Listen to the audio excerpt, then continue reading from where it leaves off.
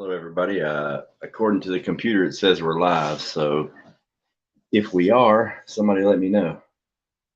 I'm doing this on a new phone. I'm trying to figure this thing out and the laptop at the same time so I can see the chat. So if you guys can see me, say something in the chat. Hey, Sherry Leach, Tommy C, Backwoods, what's up, brother?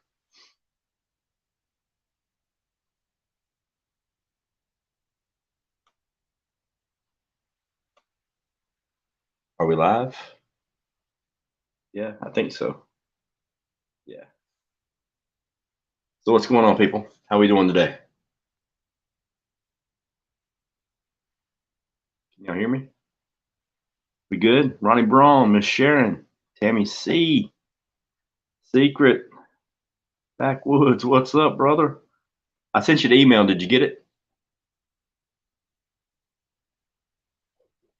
Constitutional Carpenter, what's going on?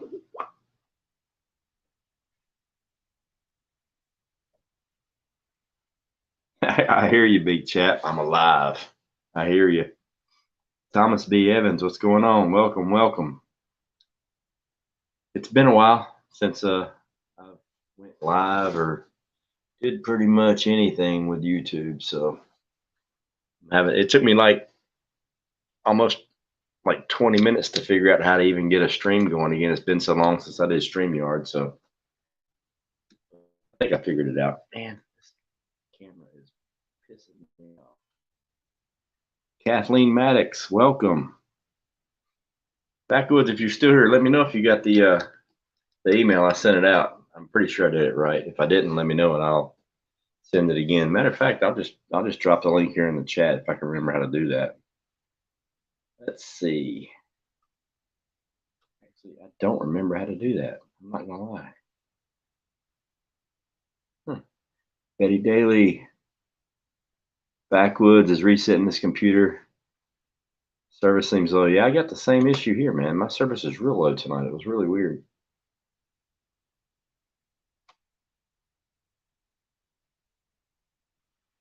Beer time, not my 30th beer, to be clear.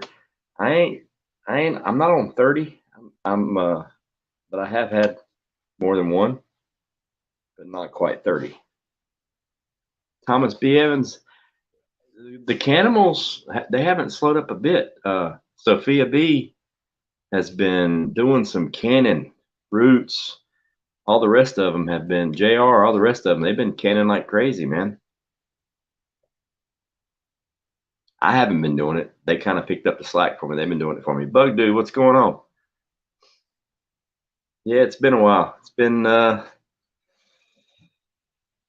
see, this is September, so it's been almost 10 months, I guess. It's been a while.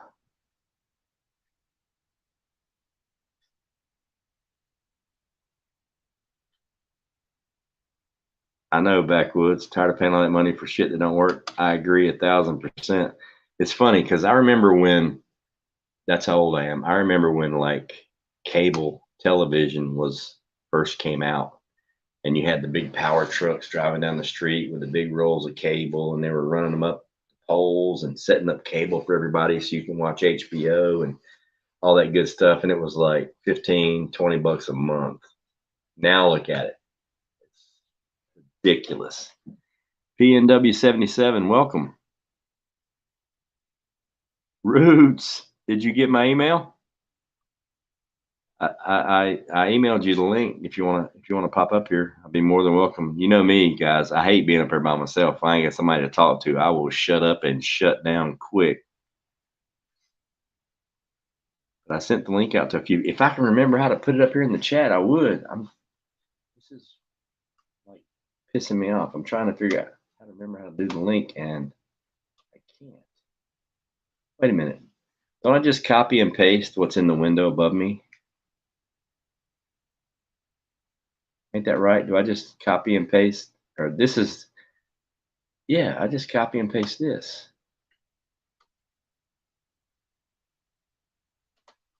I think I'm like 1,000, not 1,000. I'm kind of sure this is the link. If anybody wants to come up. Give that a shot. See if that works, Backwoods and Roots, and anybody else that wants to come up.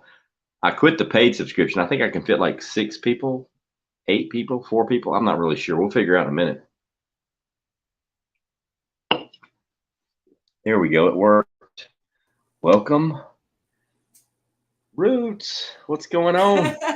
What's up? I had to come up because I don't have a phone. I've tried to email a couple of people, and because I don't have my phone, I'm locked out of my freaking email. So because they verify it through your phone.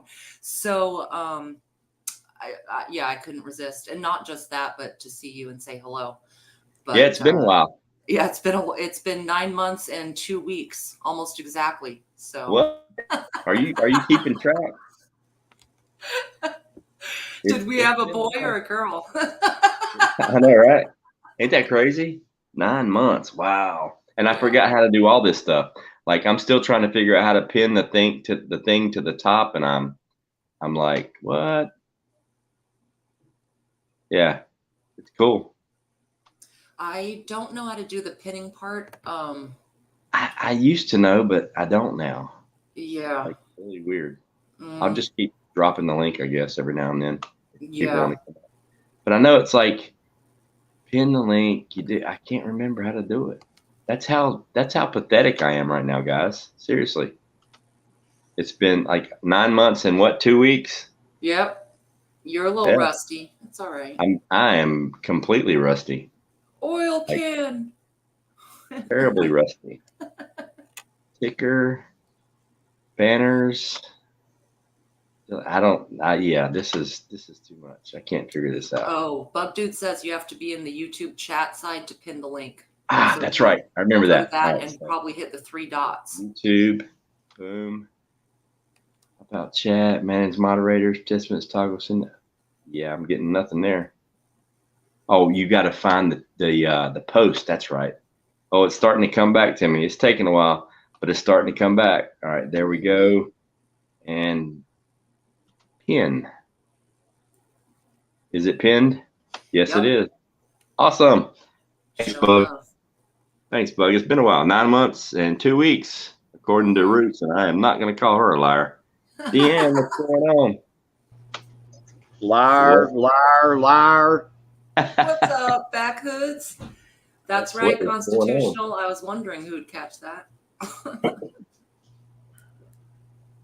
Yes, I was, I went to the bar tonight earlier in town and had a couple of beers. And, I love this town I live in. I swear I do. If you guys have ever seen the TV series Jericho, have you ever watched that with Skeet Ulrich, Into the World type stuff, Jericho? No, but you told us about it, though. Yeah, that is where I live. I literally live in that town.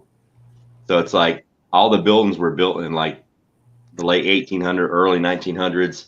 And so today there was like a thing going on, and everybody was dressed up like ghosts, and they were going through town, and they had these tours set up. Like every hour they would take a tour through all these older buildings, and they had like ghost stories and all these anything weird that had happened in those buildings, like from back in the early days, and they played it out. Everybody was dressed up like cowboys in the Wild West. They staged a robbery in the bar. No, it was a shootout in the bar that I was at. They did a couple other things, and then they did they staged a train robbery at our train station there in town, where it comes through town. It's an old historic train station, so it was like really cool, man. There was like 200 or 300 people walking up and down the street with their kids and stuff. It was really neat. It's like old timey stuff. Did they have any old timey hookers, man, that had like? Yeah, dude, our bartender was dressed up like Miss Kitty from Gunsmoke. Did they have itchy hair, things down there, and like scratching a lot and looking at you? I didn't really check. You want to come upstairs for a poke? I didn't check that deep, but like our bartender was dressed up like Miss Kitty, and everybody called her Miss Kitty all night. Well, it was pretty cool. No fun. I know, but I'm trying. I'm doing the best I can. Yeah, I know, right? Yeah, I mean, I got home and I was like, I'm flipping through YouTube, and all it's just bullshit, and nobody was live, and I was like, The last thing I want to watch is regurgitated into the world fear porn, you know, from the big channels. And it was like, fuck it. I'm just going to go live. Why not? I've been promising I'm going to come back. Might as well do it today. What the hell? Yeah, I've seen you threaten that in chats. Like, I'm coming back. And I'm like, man, is I he mean, messing around? But, you know, no, I mean, it's not like I don't want to. And Backwoods and I have talked about this a couple times. You know, the reason that one of the main reasons why I step back is because of all the bullshit, you know, with YouTube. I started watching YouTube years ago, long before I ever did my channel.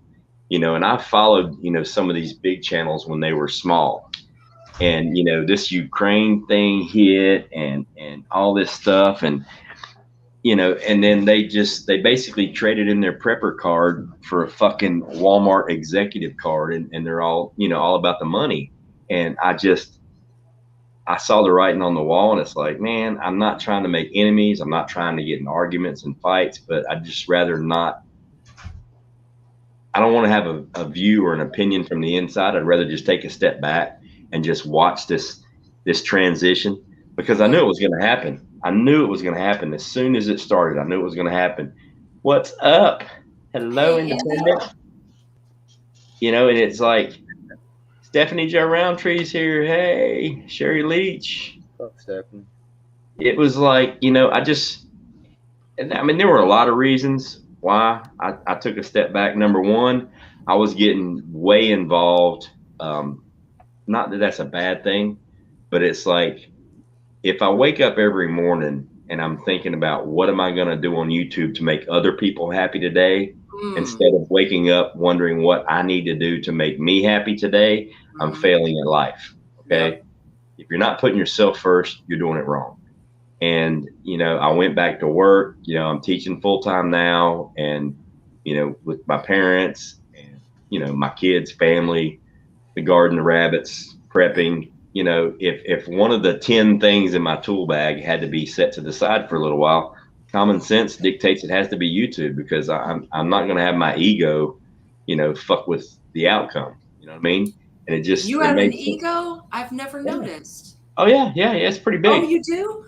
Yeah. That's why I drive a pickup. That's why I drive a pickup truck. It rides in the back.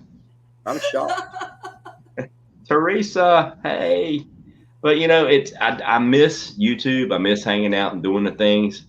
But I tell you what, I'm not going to say it was refreshing. I've been trying to find the right word for it. But this last bit of drama that, you know, TT1 went through, and I love TT1. I was trolling him hard last night. I hope you don't take it personal. He knows me better than that. But I was trolling him hard last night because it's fun, you know, and that little bit of drama that came down, you know, sitting back, watching it from the outside without a point of view, without an opinion, you know, without being expected to come on here and state my opinion. Did I have an opinion? Absolutely. Does it fall in line with a lot of people in this community? Absolutely. Do I have a right to say anything about it? Actually, no, because I wasn't involved, you know, and just because some random person wants to ask my opinion, what do I think about this or what do I think about that? You know, I'm not writing an op-ed column in the New York Times. I mean, you know, my opinion ain't shit. You know, what I say about her or what I say about him or what I say about the situation means this much in the real world. Zero. You know, no, so you're a god. You're a god, man. I mean, you like people want to know your opinion, bro. I mean, opinions are good. If somebody wants to personally call me on the phone or text me or ask my opinion about a situation that involves a person personally, you know, and it's someone that hasn't wronged me, then maybe I'll give an opinion. You know, if it's somebody that's wronged me, and you guys have seen, there's 2 people on YouTube that, you know, they swung below the belt and they got kicked in the fucking teeth. I'll go at you. I'll go hard and I'll shut that shit down. But if I'm not involved in it, I'd rather be a spectator, man. You know what I mean? Yeah. It was just some bullshit, you know, and it came around. We said our side, they said our side or their side, and it, you know, I don't even care, you know. I mean, don't enjoy me. I enjoyed watching it and I enjoyed commenting. I thought it was, it was, but here's the cool part. I got more out of that by watching as a spectator than I ever would have being on the panel, dropping my 2 cents in, because everybody up there was saying the same shit I was going to say. So what am I going to do? Just take up, yeah. It had nothing to do with me. I don't need that in my life. I've never watched soap operas in my life. I've never, banged my chest and pretended to be something that I wasn't. At least I don't think I have. So it was like it had nothing to do with me. So my biggest my biggest problem was the threat of the doxing of people. bingo. There was a lot of that was my real problem. The Saturday night stream, man, we made fun of TT, man. I mean, he's the one that was spilling the beans. Didn't nobody tell him? Hell, I mean, like, I know for me and a couple of us, man, we were kind of like taken back, like, whoa, this motherfucker's going hard, and like, shit, brother, and if you notice, all the floppy doppy, all that's to make fun of him. Dude, the floppy doppy's not going away. That's staying. Right. That's here for good. Floppy doppy will be here after YouTube fucking dies. The real truth about it is nobody said a fucking word. No, at least that I remember, man. I mean, I've been dude. Nobody said a word about anybody being fat or ugly or anything, or said anything like that, man. I mean, he dogged himself out. He was a gentleman about it. And we dogged him too, man. We had fun, man. God dang, man, I laughed so fucking hard at him, man. And that's the only thing that I mentioned, Ghost, when I jumped up there. The only thing I mentioned, man, was about the doxing, man. That's some bullshit. I mean, just the mere threat of it, man, is too much. That's too much. The doxing thing was way over the top. F home to see you. Good to see you, Kathleen Maddox. That was not a bad idea. Propane tanks and fuel, that is always good. Box, what's going on? I pinned the link if you want to come up here, brother. Man, that joker. Hey, I'm gonna tell you something, man. We did a live stream last night on Tribe's membership deal. I was there. Yeah, POTB, man. Was he there? Did he show on the panel? Real? Are you sure? I'm positive, man. He like put a wig on and he damn sure didn't leave an impression, because I don't remember him being there. Man, he put a wig on and shit. That's nothing new. He's a fucking Marine, dude. He's a Marine. They wear wigs all the time. They wear wigs, G-strings, all that shit. For me. Tennessee Tactical Dance for me for my birthday. Oh, I saw that. Yeah. And POTB put a wig on and said happy birthday backwoods. I was there. Oh, little Marilyn Monroe action. Come on up, Box. Come on up, Box. Exactly, Virginia. I told him. Come on, POTB. Come on, Box. I got some crayons here somewhere. Don't be scared. I don't have any orange crayons left, though. I like those. I've got some green ones and blue ones, I think. I don't have any orange ones.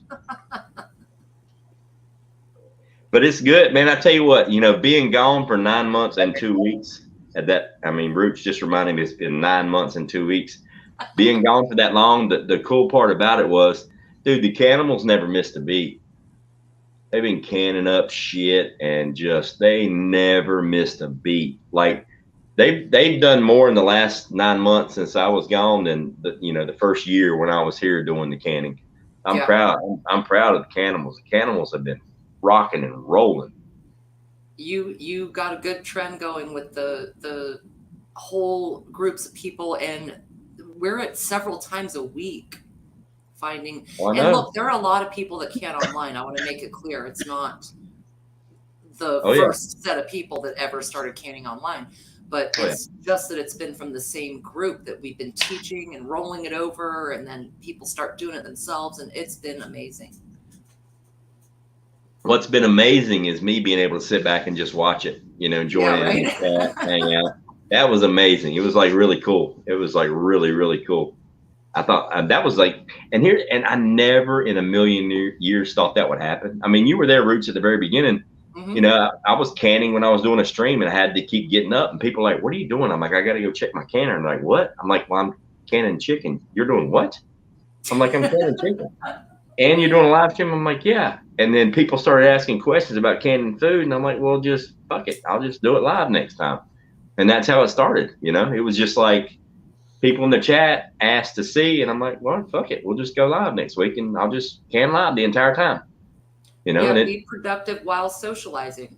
yeah, I mean, exactly. You know, it was really cool. But you know, I do miss the whole YouTube thing, but I was getting not like sidetracked, but it's hard not to get involved in the drama and the bullshit if you're literally in the drama and the bullshit. You know what I mean? And it's like, and I watched, you know, some of these channels, and we talked about some of them last night. I'm not going to name drop, but we all know who we're talking about.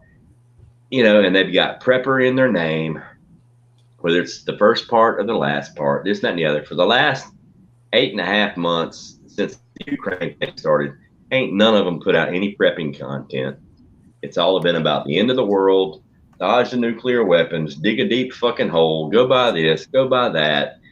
You know, and anytime I see somebody put out a video that says you're going to die if you don't do this, they can suck my, I'm going to try to keep it PG. They can kiss every sweaty part of the furry danglies that they can possibly muster up. Because who the fuck are you to tell me when or how I'm going to die? All right. You making stupid ass predictory videos and fear porn. That's how you're gonna die, because somebody's gonna figure out you're full of shit and come whoop your fucking ass. Why don't you worry about you? I'll worry about me. If you're gonna put up a channel that's about prepping and you're supposedly helping people, teach them something. Don't sit there in front of your big screen TV that your subscribers paid for, in your warehouse full of food that your subscribers paid for. Pump your shit, you know, while you're selling fear porn. You're not even talking about anything preparedness wise. You're selling fear, and fear can kiss that other part. You know what I mean? Yeah. And why in the hell would I want to watch that? Who the fuck are you to tell me I'm gonna die if I don't do this? Motherfucker, you have no clue what I'm capable of. POTV's poking the bear. You know, come to my house and film a video like that. All right. You know what I mean? It's ridiculous. Why would you come to this community? You're selling fear. You're selling stress at a time when nobody needs any extra stress. Let's talk about the good shit. When's the last time anybody put up a video about, you know, other than canning, about, you know, preserving food, you know, raising rabbits or chickens or pigs? And, you know, it's you know, that shit, as soon as there was a fucking war and you can sell nuclear bombs to get paid, they shut that shit down. It was all about fear. And I'm like, why the fuck would I want to be a part of this? Well, to be honest, I totally agree. But I still like what I like. I like to watch gardening videos. I like to watch people do anything with food. I'm all in. But Bug Dude makes a good point. These people are going to die from too much stress.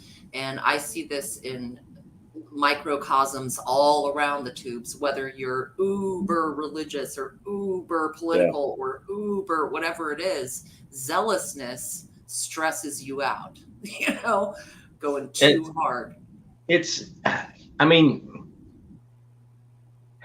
all right, you've got, you know, people like the Angry Prepper, and I love Jason. I mean, people talk crap about him, and we went through this last night a little bit with Backwoods on there. You know, Backwoods and I have had different encounters with Jason.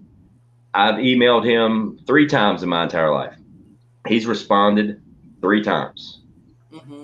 Within 48 hours. It was never been more than 2 days. I've had phone calls. He's called me, and I've called him. We've had phone conversations, and you know, that's a big fucking channel. You know what I mean? And for me, a little channel like me, for him to take the time to chat with me, you know, I don't know whether he was scoring brownie points with somebody else. It was a favor to somebody else. I really don't care. But he helped me through that situation. And, you know, does he do the fear porn? He doesn't. Here's my opinion on it. I don't think Jason sells the fear porn because if he did, he'd drop a whole lot of motherfuckers.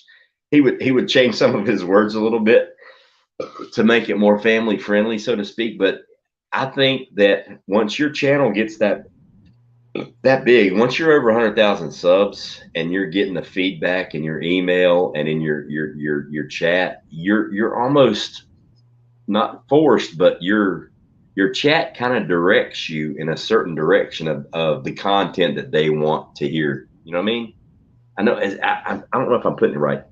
It's like if you get 100,000 subscribers and there's a war in some foreign country that we've always been told they're our enemy, and all the emails that you're getting, all the chats that you're getting are directed towards that, or at least 60 or 80% of your fan base wants to hear you talk about the color yellow, then I mean you kind of have to do that. You know what I mean? And so I can understand it a little bit, but to just completely sell out and go straight fear porn and nothing else and keep prepper in your name, I think that's just, I don't know. It just didn't sit well with me. So I had to take a step back and just decide if I even wanted to do this shit anymore. You know what I mean?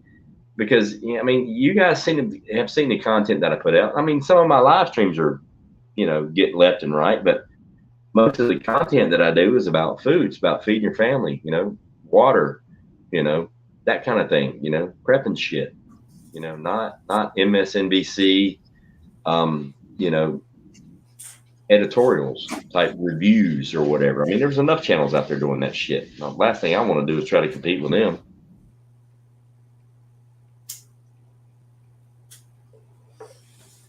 I don't guess prepping outside the box is going to come up here. Oh, I think he's skirt. He's probably wearing his silkies. He's wearing them Marine Corps shorts. Yeah, he is. He's got them silkies on. Would be sweaty. He's sucking on a green crayon, wearing his silkies. Snuggled up to his wooby. What's up, Monty? Deanne, Monty, what's going on? Oh, Monty, what's up? Ghost, you're a teacher. You were talking about you went back to teaching, and that element is something that I have missed very much. You taught me a lot from day one, and I miss that. Some of that element. And I'll be honest. I mean, the teaching full time and doing a YouTube channel, being a conservative, that's a tightrope. I mean, there's things that you can say that can get you in trouble. This is 2022. Feelings get hurt, but you know what? Fuck your feelings, man. That's what they're for. They're supposed to get hurt. That's why they're called feelings, you dumb fuck. You hurt my feelings. Well, they work. Awesome. Check that fucking thing off the list. Let's move on. They're supposed to get hurt. They're feelings. Right. Right? I mean, if you walk up to the stove and put your hand on the burner, it's going to burn, right? It's going to be hot. Yeah, it's supposed to. What the fuck? Don't do it. That's how you know you're not a sociopath, having feelings. I mean, but the school district that I teach in is fucking amazing. I mean, there's an American flag in every classroom. The first thing we do in the morning before we do anything else at 8:01, it's the Pledge of Allegiance, and then we start the day. But it's been amazing. I mean, all the schools that I've worked at are great. I see you, Backwoods. All of his stuff keeps freezing up. Take your time, just pop back in there. We'll bring you back up. No big deal. The schools are great. They love Buddy, my service dog. He's fucking famous around here. I swear. All the little girls in school, they keep making him bracelets. He's got bling on his vest now. He's got all these bracelets. So yeah, he's famous. That's cute. Oh, he's famous. And here's the thing. I don't care how old you are, I'm 53 years old for the people out there who don't know it. I'm 53 and a half actually. But, I started teaching when I was 51 years old. It's never too late, but here's the thing. I bring a shitload more of life experience to the table than any 22-year-old fresh high school graduate or 24-year-old with a master's degree that rolls into school teaching. I mean, I've literally been at this school that I've been at for a little bit less than a year. And I literally, out of the 28 teachers that work there, because it's a small school, out of the 28 teachers that work there, I have more experience not only in life but actually in teaching than they do. I mean, out of the 28 teachers, I'm like probably 13 on the list of seniority, as in number one, being there longer than them, and number two, actually knowing what the fuck I'm talking about, which it's And really. you're doing science, right? Last year I did science for like 4 months, and then I did math for 3 months. This year I'm doing English language arts and history. Ooh. But that's my Fun. thing. See, I'm still substituting right now. I'm a full-time substitute because I'm trying to find the right school, get my degree thing figured out, how to switch it from Florida to North Carolina. But I wanted to bounce from school to school and teach different things to find out what I wanted to actually teach. And that's what the problem is, because I enjoy teaching all of it. So I may drop down to elementary school where you get the same kids all day and you get to teach all the subjects instead of just one over and over and over. So it's kind of weird, but it's a fun experience. I mean, it's really cool. It's like really awesome, actually. Moonchild, what? What's going on, Moon? 15 hearts. Welcome, welcome. Hey, Moon.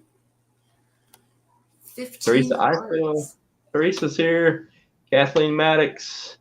Hopefully I didn't miss anybody in the chat. It's hard because I'm streaming on my phone, but I'm doing the chat on my computer, because you really can't do the chat and the thing on your phone because it's so small, and the microphone on my computer sucks. So I'm doing them both at the same time. So bear with me, please. But hopefully I didn't miss anybody in the chat. If I did miss you, I apologize. Welcome, welcome.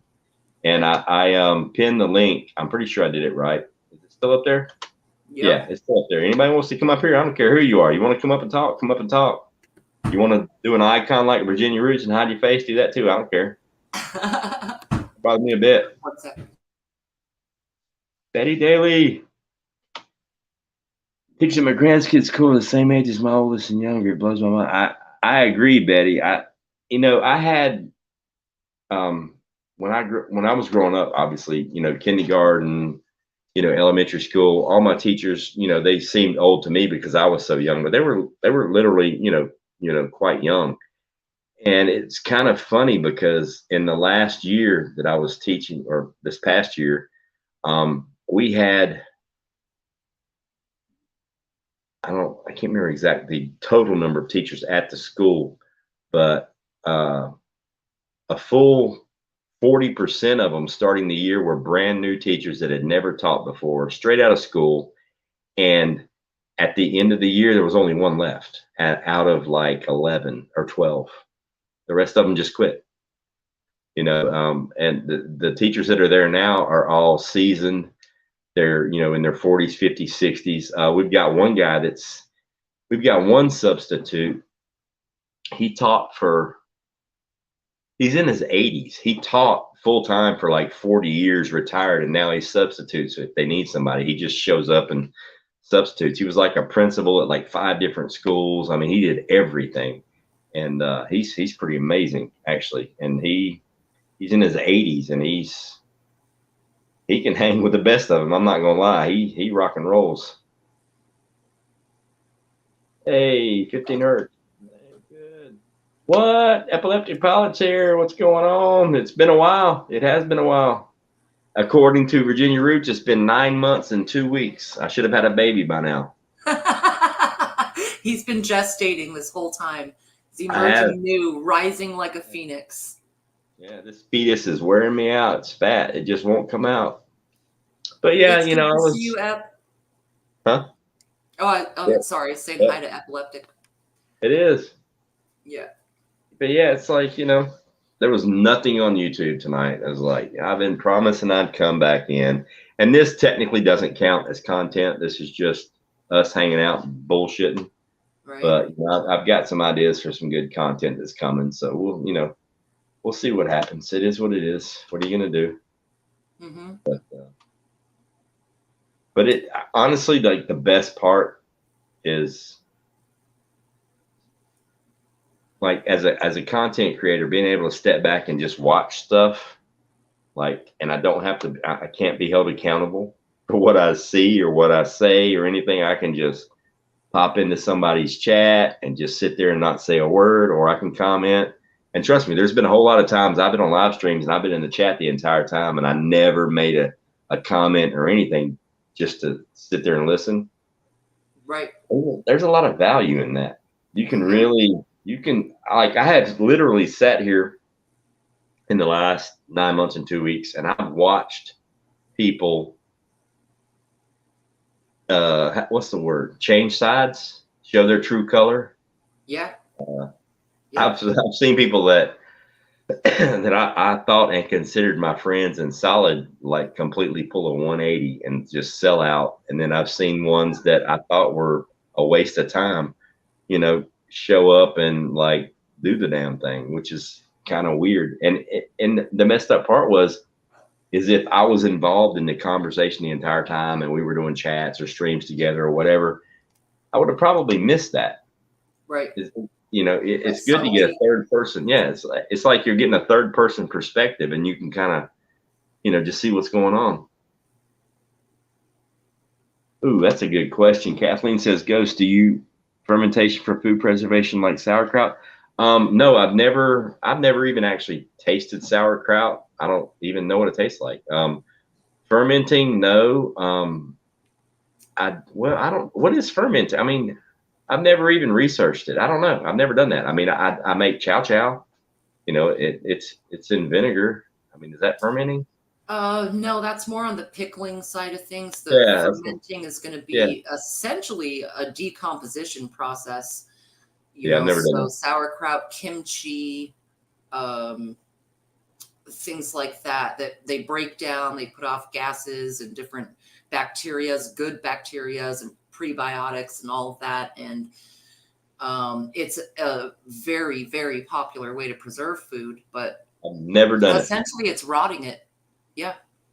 All right. What does that mean? The Polarian message, Ghost Prepper PK6WBJ. What is that?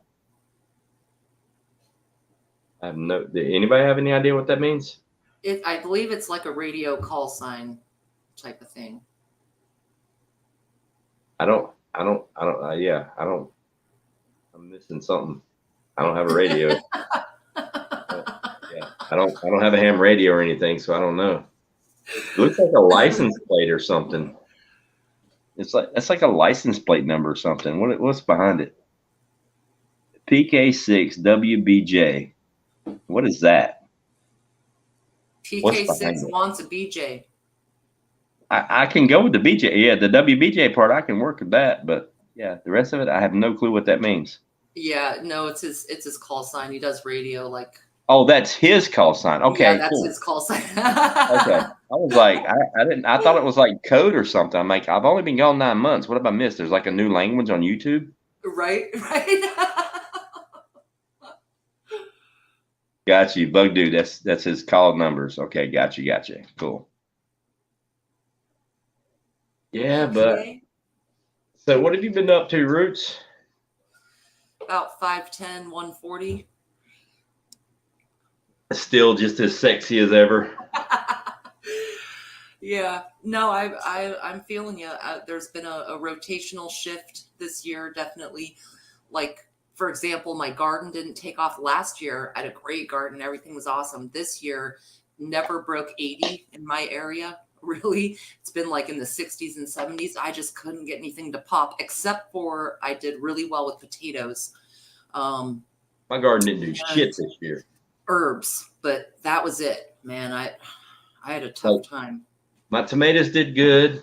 My potatoes didn't do shit. My peppers did really good. These were the peppers from last year. Remember, I overwintered them in the basement? Yep. They did really good. I mean, they did really, really good.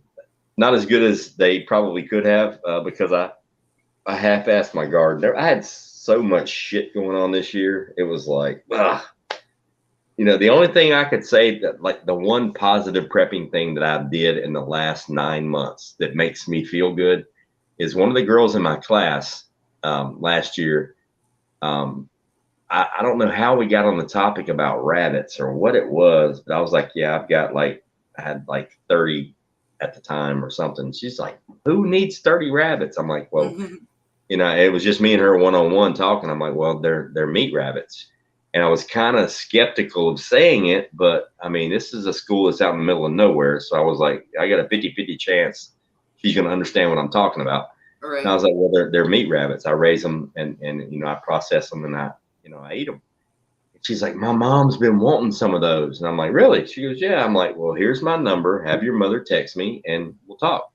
So her mom texts me and she's like, we've been wanting to get into meat rabbits. We just moved here from California and they just bought a farm. Like it's literally maybe 3/4 of a mile from here. It's like right around the corner.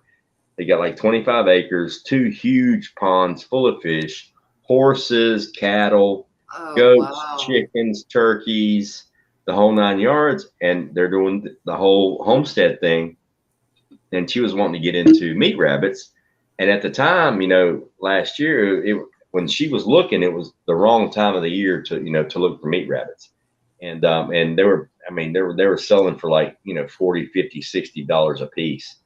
And for a breeding pair, a proven breeding pair, the pair was going for like 120, 140, 150. And, I was texting her mom and I told her, I said, look, how many do you want? She goes, well, it depends on how much they are. I said, I'll give them to you for $20 a piece, many as you want. And she is like, well, I want $1 and 4 does, $100. And I'm like, well, I'll tell you what, if you buy $1 and 4 does, I'll give you a backup buck for free. Oh. So, I brought the bucks and the does over to the house and, gave them to her. She has a real nice rabbitry set up, nice cages. They're undercover. It's very, very professional. Very, very good. I'm actually going to try to get them to do a YouTube channel.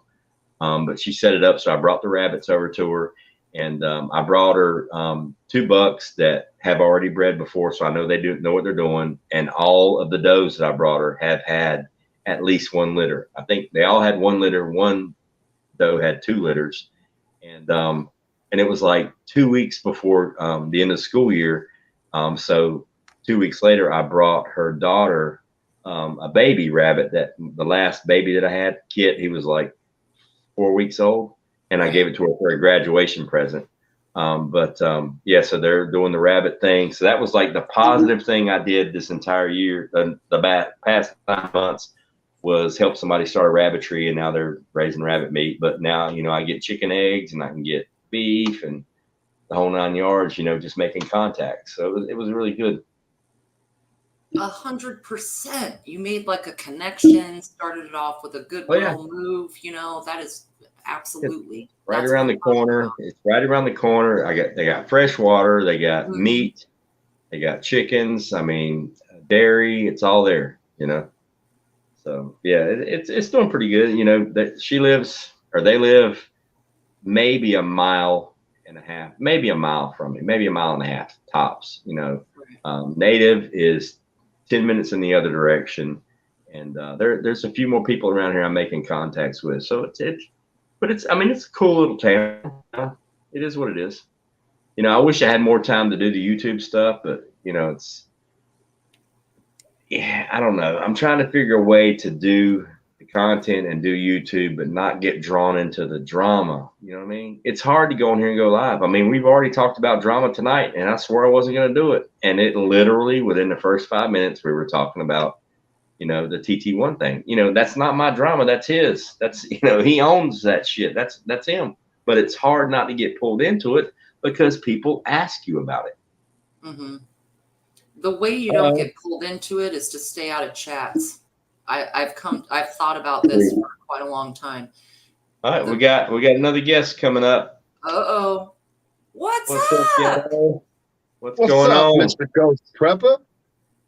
I couldn't resist coming up, saying hello to the Ghost Prepper, and somewhere in the back of my head, I'm like, this panel whore is going to find his way. He's going to smell us over here. I did.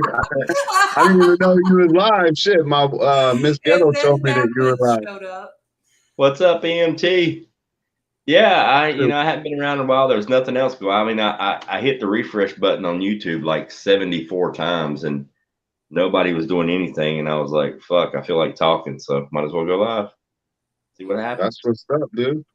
Well, you're more than welcome to join our poker parties, man. We're on there every other night. Shit, we got like full panels backstage. Oh, I've been watching many times. I just ain't been chatting. I just been sitting there watching you guys play cards. Oh, Well, so we do it backstage though. We play more backstage than we do actually on the Oh. panel. Oh. So like, dude, every night, every other night, we got like 10 of us back there just cutting it up, playing poker. I might have to do That's that actually, one. yeah, that's actually where I was. I was like, all right, guys, I'm gonna go fuck with Ghost Prepper for about 10 minutes. Let me go say my hellos. It's been a while. I already have like 1,700 jars filled with food because of this dude. So let me go say hello. right. Nice. How many jars you got? No, not that much. Not that much. But dude, I got quite a few cases, man. Quite a few cases. Nice, nice. It's Now what it's a you got to regular. do? Now the next thing you got to do to save yourself for money, instead of buying chicken broth and canning stuff in broth that you bought from the store, make the broth your damn self. It's free. Right. Yeah. It's free. Mhm. That's what the 'Cause wifey's learning how to do, and the stock and all that. Roots and who was it? Roots and Milkmaid taught me how to make that stock stuff out of the feet and all the extra shit. Yeah. You can, man. everything extra. Throw in there with some water, some carrots, onions, and celery, and you got broth. And even if you ain't got meat, you can make really good flavored broth out of just carrots, celery, and onions. Vegetable broth. Yep. Yep. That Right. works really good for soups and stuff. Yeah. Hell yeah. Because honestly, the most popular thing in my pantry that I can, and I have to because of my father, because my father he puts my fucking bone broth in everything. So I literally have to, at least once a month, I got to make a huge batch. I got a can for like 18 hours, making bone broth and canning chicken. Because once you start cooking with bone broth, especially like your beans and stuff and your rice, you'll never go back to water.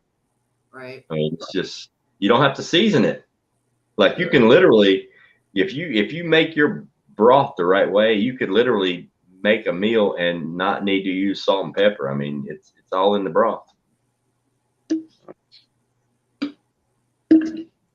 That was supposed to be one of our last shows, man. You were gonna do, but we were gonna break it up, remember? Because it takes so long. Yeah. We were like, well, The only problem is, I mean, do you realize how big your refrigerator has to be to put them Right. two massive pots of, I would have to like pull shelves out to put those big stock pots in the refrigerator overnight. So it's like the only way you can literally do it and efficiently is to just get up at like 6 a.m.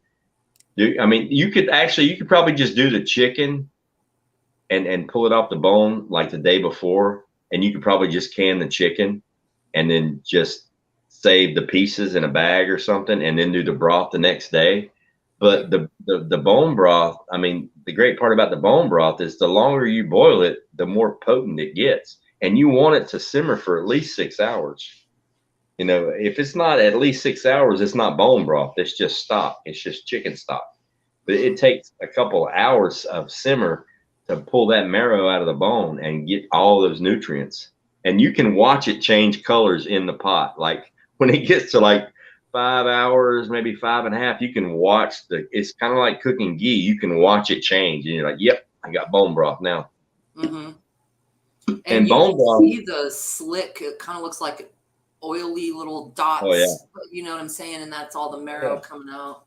and you can literally, I mean, when you do bone broth, I mean, you can take a quart of bone broth and you can go like 2-to-1 water with that thing. Mm-hmm. I mean, like a quart of bone broth is equal to like a gallon of chicken stock. Right. Betty Daly, Kathleen Maddox. Anybody else new here? Clarion, Moonchild. Yeah, so there wasn't shit going on YouTube tonight. I can't believe it's Saturday night and nobody's up here motherfucking anybody else. That was crazy. I mean, usually on Saturday night, everybody's calling everybody something. Tammy C. You're muted, Ghetto. You're muted. Oh, I don't know. If I think he's talking on the phone. I think he might be on the phone, maybe. All right. All right. Doc Mac, what's going on?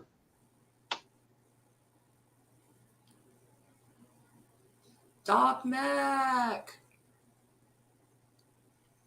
Yeah, it was it's been a good week, you know. I had to Japheth coach. has a question. Do you do it in a regular pot or a pressure canner when you make the stock? Is what I'm thinking he's asking. Japheth. Oh, I cook the stock. I cook on the stove. It's on the stove, and once it's ready, then I pressure can it.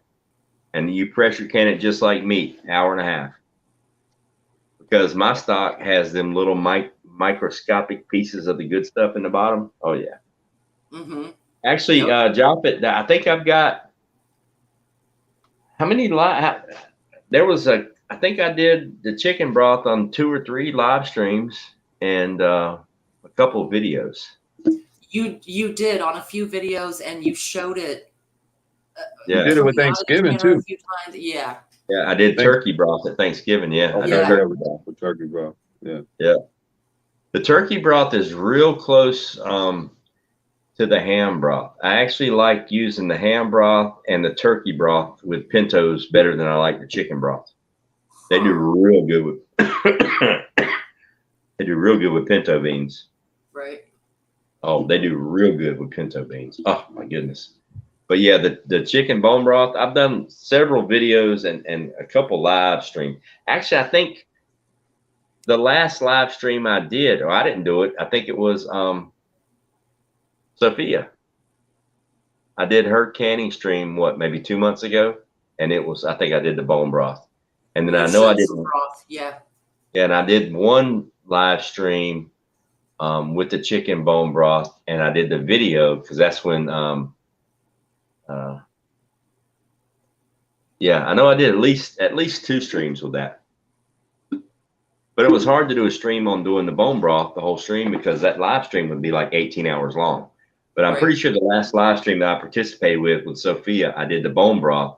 But I started early in the morning, I canned all day long, and then I went live with her, and I was doing like my last 2 or 3 batches of the broth in the canner. I think you had like 18 cans that day that you showed that you had done over the weekend.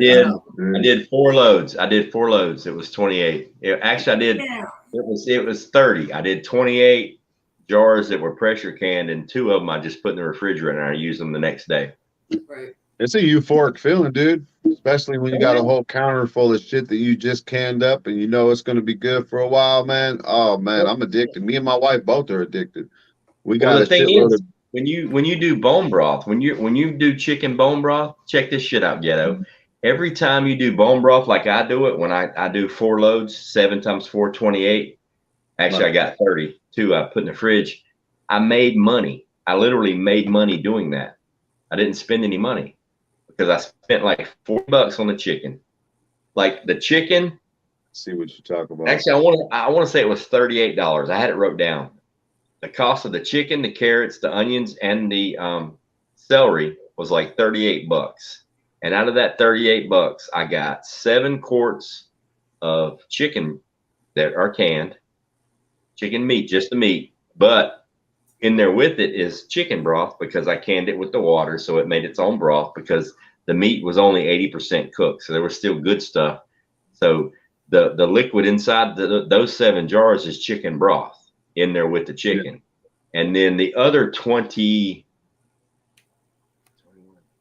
jars was bone broth. And now if you go to the store and you get organic bone broth, you're going to spend anywhere from $6 to $10 for a quart. Dang. Yeah. Is it that expensive out there? So, the organic kind, because I do the organic. Like if you get organic bone broth, it's anywhere from $6 to $10.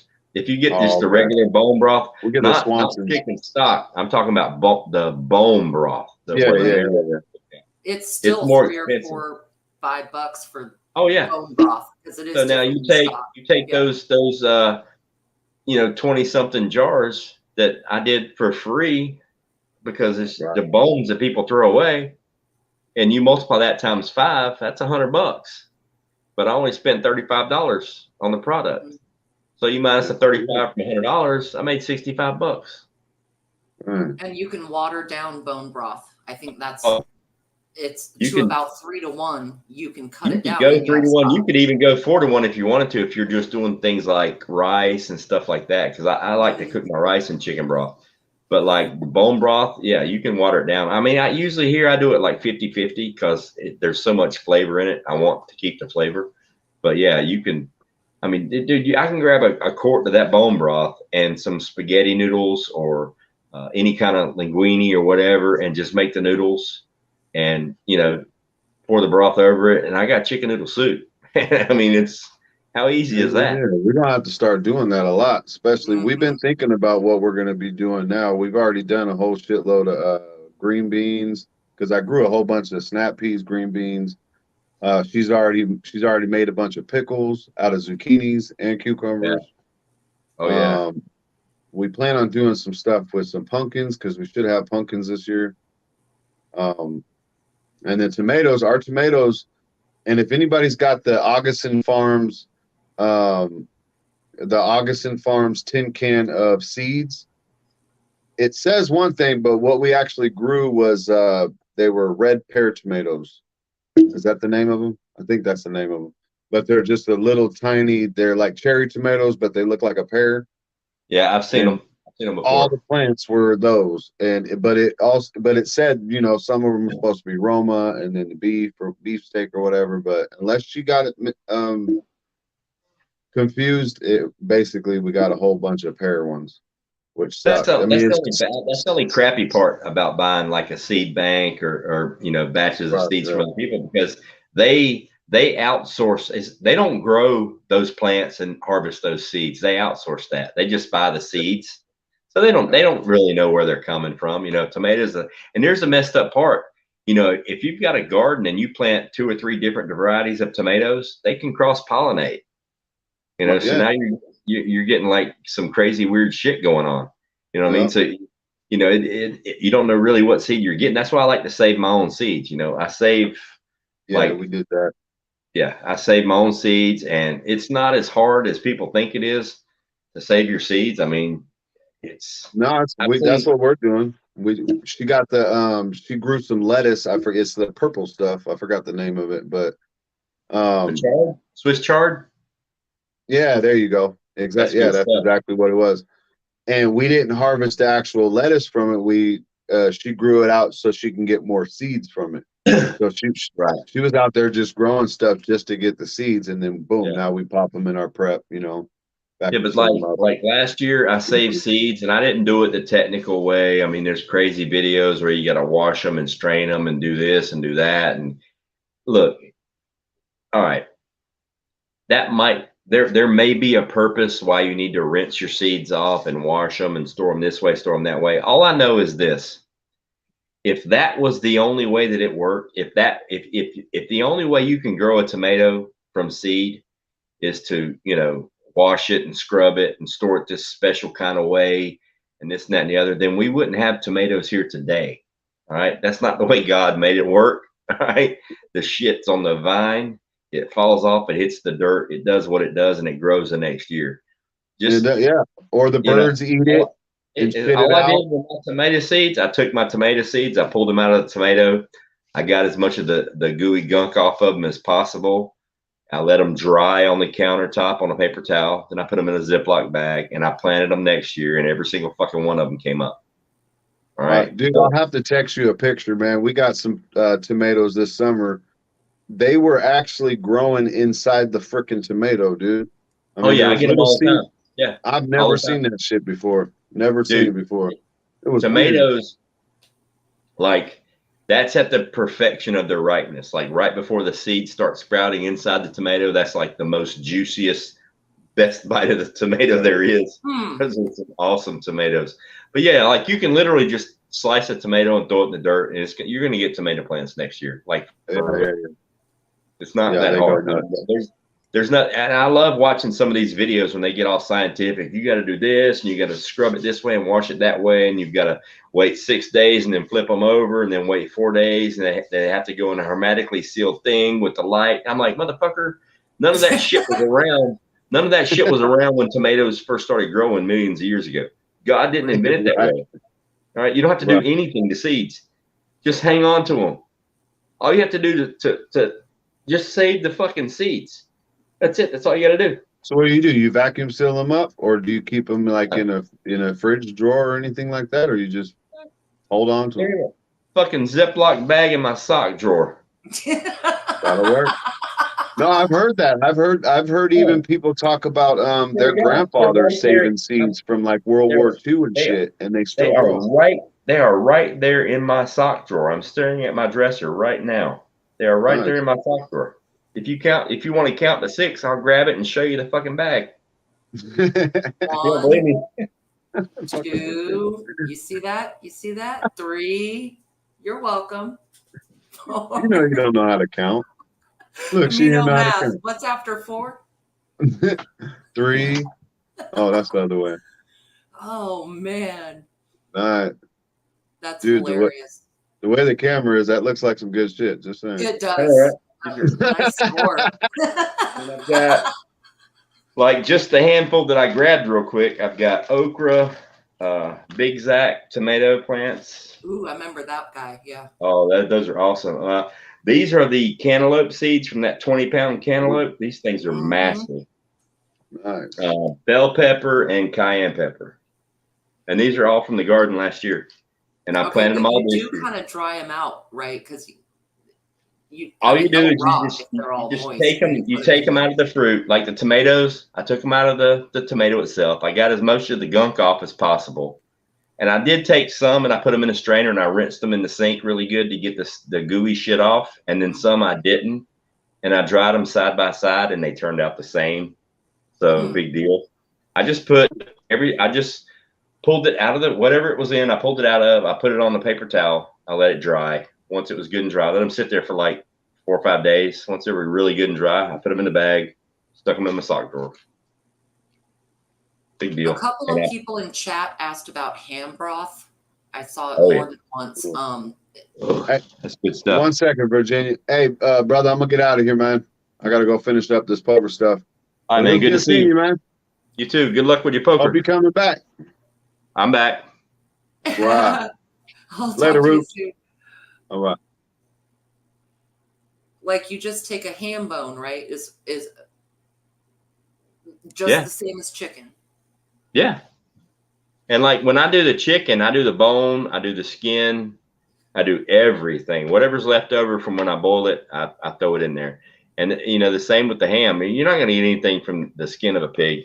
With the ham bone, the way I did it, I just used the bone from the ham. I had a spiral ham at Christmas and Thanksgiving, and I made, I don't know how many jars I got, but I made quite a bit of ham broth. And the good thing about the ham and even the beef is it's a much bigger bone, and it's usually already cut on one end or the other, so it processes a whole lot faster. Right, and they are so flavorful. I mean, just a little bit of a ham stock or broth with your beans in particular. I think that ham and beans to me, or pork products and beans, is like peas and carrots. Like you cannot go wrong. Especially pintos, pinto beans, cranberry beans, navy beans, great northern beans. They're awesome with ham broth. Like my lima beans, black eyed peas. I like those with chicken broth. But they're still really good with ham broth. I mean, it's just flavor. I mean, the great part about doing your beans and rice with the broth is if it's in a SHTF situation and you can't find any meat, you still get the flavor and you still get the nutrition as if you were eating meat. You know what I mean? Instead of just doing it in water. Bone broth is so nutritious. Really is. Oh, yeah. Definitely. We've talked about that in the past. We throw away the best parts. Sometimes. The carcasses are the best part. Waste nothing. Right. I mean, think about it back in the dark ages, man, when they would bring down a deer or whatever else they killed. I mean, they would cook it and they would eat the meat. Then they would boil the bones for soup the next day. That's broth. That's all that is soup. I mean, you can literally, if you have a leather belt, you can literally boil your leather belt and get like a broth from boiling leather. I mean, I don't think there's a whole lot of nutritional value to it, but people used to do that. Oh, wow. Oh yeah, Betty Daly. I put ham hocks, neck bone in the collard greens. I've got ham hocks in the freezer right now. Ham hocks go in every pot of beans I make if they're not too expensive. Right now, that ham hocks are getting through the roof. That's where the broth comes in handy. Because basically all you're doing when you're seasoning something with ham hocks is you're literally making your broth while you're cooking the beans with the ham hocks. 100%. Because the bones are cut, the marrow is exposed. So you're literally making bone broth after the fact while you're cooking the beans. You know, the only bonus with the ham hocks and even the neck bone is you're getting a little bit of extra meat in there. Okay, so the ham hock itself, it's a joint, right? Yeah, it's a knuckle. A knuckle, okay. I'm pretty sure it's not the knuckle, but it's like, I think it's the ankle, knuckle. It's one of the joints. Yeah, that's what I was thinking. From memory. I know it's a nice. It's 3 or 4 fat ass bones that are together until you cook them, and then they fall apart. You know, and that's when you know you're good. When it falls apart and you got to get the spoon with the holes in the bottom so you can drain it out to get the pieces of the bone out of the beans. That's when you know you're there. All the meat falls off, and it's oh yummy. That's good stuff. Moon Sprout. Moon. Militant Roots. Yeah, I think, man, y'all get me hungry. I might have to put on about a pot of beans for tomorrow. I know, right? Yep, I love me some beans. Yeah. And that's probably the first video I'm going to do, or my next video I'll do content-wise is going to be, because a lot of people shit on rice and beans. Mm-hmm.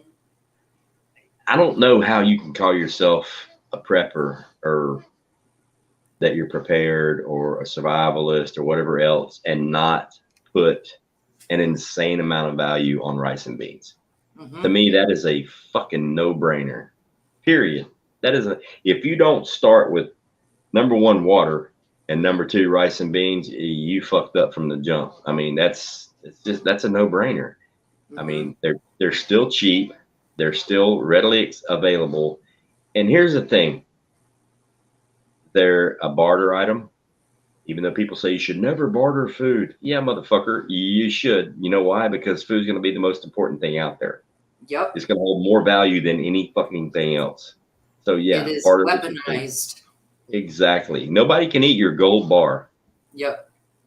If all you got is a drawer full of gold bars and I've got a shitload of food, guess what's going to be happening at the end of the shift? Mm-hmm. I'm going to have all your gold and you're going to be fat and happy. Just that simple, you know? And it's like there's so many uses for it. I mean, it's like with dog food, number 1. I mean, if you've got a bag of dog food and say a bag of dog food lasts your dog 2 weeks, well, you know what? If you supplement it 50-50 with rice and beans, that bag of dog food lasts you a month. And rice and beans are not only healthy and good for your dog, it's a majority of the content that's in your fucking dog food anyway. That's what they make it out of. And dogs love fucking rice and beans. If you take your dog food and you go 50-50 rice and beans and dog food, you can double the lifespan of your dog food. And the best part about it, no other food on any prepper's pantry shelf. There's no other food. You can't walk up to a can of peaches and dump it in the ground and cover dirt on it and grow a peach tree. You can't, grow spam from spam. You can't, nothing that you've canned can give you back more food. But dried beans from Walmart, right out of the fucking bag, you can plant them and they grow. So they're stored for long-term storage. They store very easily, but you can take one of those bags and go out in your yard and plant a fucking garden and make more beans from your preps. That's the only food item that you have on your shelf that will give you more of it, a lot more. And people, if you don't believe me, I did the experiment in Florida. before I moved up here, when I was vacuum sealing all my dried beans and rice and all that stuff, and I took 2 beans out of every bag, or 2 beans from every brand of beans that I was putting up long-term storage. And I think it was like 8, 9, 10 brands of beans that I eat. And I took 2 out of every one. Right. And I just threw them in some pot and soil, squirted a little water on them, and every single fucking bean sprouted within 72 hours. Every single one. I got them at Walmart, right out of the bag. Every 100% germination within 3 days, 4 days at the most. But every single bean popped, and it blew my mind. I'm like, holy shit. That's freaking amazing, actually. I wasn't expecting you to say 100%. I thought you were going to say, well, this brand. Every single bean sprouted. And I mean within like 72 to 96 hours, whatever the math is.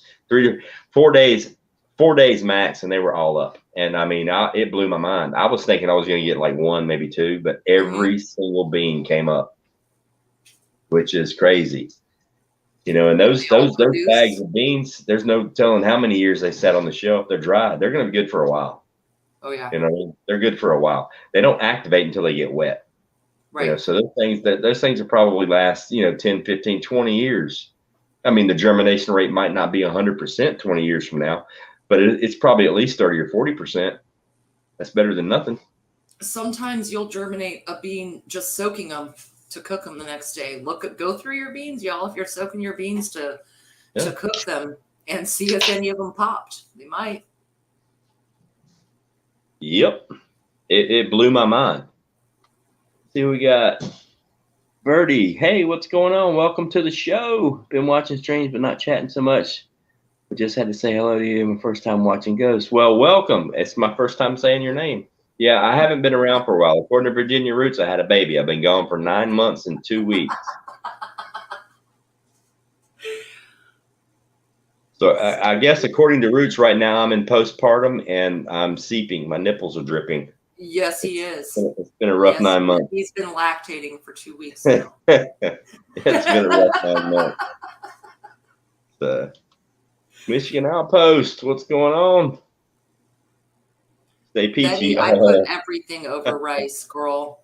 Like I'm Japanese woman, so I do my chili goes over rice. My beef stew goes over rice. Like, everything, anything and everything. And you're right, it will absolutely stretch a meal. Like the one huge thing I did in this downtime, I made a massive batch of chow chow. And for people up north, I think you guys call it chutney, but in the South it's called garbage salad. It's usually at the end of the season. You go in there and you grab everything out of the garden, you chop it all up, and you basically pickle it. But I made a huge batch of chow chow, like 30 something pints. That was like a massive undertaking. Fun, but awesome. Karen V. Yeah, it's been a while. But yeah, I made a huge batch of chow chow. I've canned, more chili, more spaghetti, more meat, chicken a couple times. I need to do chicken again because, man, we go through that bone broth. Mm-hmm. I mean, once you make your own bone broth and then cook with it, you're fucked after that. You have to just keep doing it. I mean, you can't stop. Like, once you start cooking with bone broth and then stop and switch back to water, it tastes like shit. So heard it here, folks. Once you go bone, you're fucked. Yeah, once you go bone, there's no going back. I mean, it is what it is. Once you cook with bone broth, it's a whole different world. It really is. But it's like I even did a batch of collard greens and I used the bone broth. Oh my God. Unbelievable. Yep. Unbelievable. I think pork and greens, just like beans we were talking about, collards or kale or whatever, and either ham broth or bacon or whatever, they just sing together. Yeah, they do. And it depends. I mean, certain kind of beans just are meant for a certain kind of broth. I mean, pintos, ham broth with pintos, got to be ham. I mean, you can do it with chicken broth, but I mean, pintos, ham. It's just got to be ham. I mean, it just does. But like the white beans, like lima beans, great northern beans, um, those they work really well with chicken broth or turkey broth. Because there's not a huge difference between chicken broth and turkey broth. I'm not gonna lie. I think the chicken broth has a little bit, or excuse me, the turkey broth has a little bit richer taste to it. But I actually enjoy the chicken broth better. Maybe it's just because I'm used to it. I think I'm used to it more. The turkey broth's like a little bit richer. The turkey broth is good with like great northern beans or navy beans. But like my lima beans, I usually do. I'll either I'm always putting ham hocks in with the lima beans, number one. But I usually do those with chicken broth. I'll do a ham hock and then chicken broth with the lima beans. And I've done them with the ham broth and had the hocks in there. But I don't know. I think maybe I'm just spoiled. I grew up with lima beans and chicken broth, so I'm just kind of used to that taste. But it works either way. But with pintos, I've done pintos with chicken broth. They're perfectly fine. But ham broth, it's a big difference with pintos. Pintos and ham. What kind of beans go best with chili broth? Chili broth.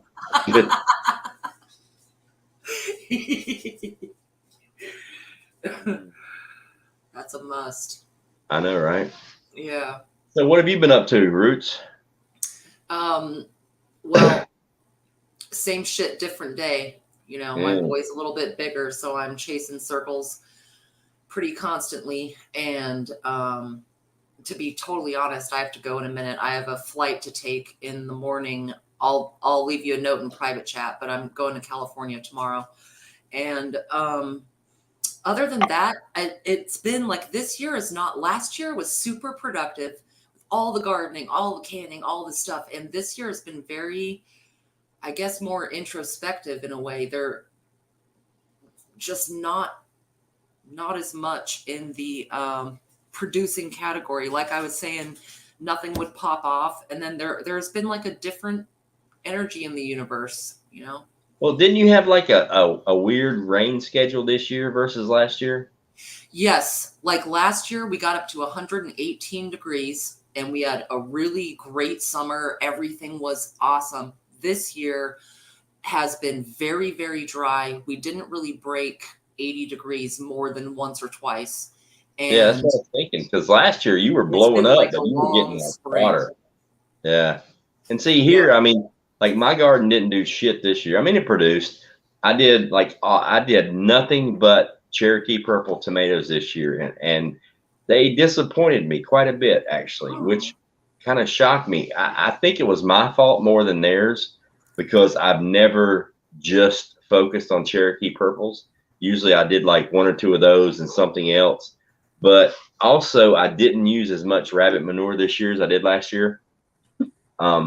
Just because I'm, you know me, I'm always experimenting. I'm trying to see what works and what doesn't work and how many times I can use the same dirt, you know, and I didn't like, I used the same dirt again this year that I used last year, and I freshened it up with rabbit manure, but I don't think I used enough.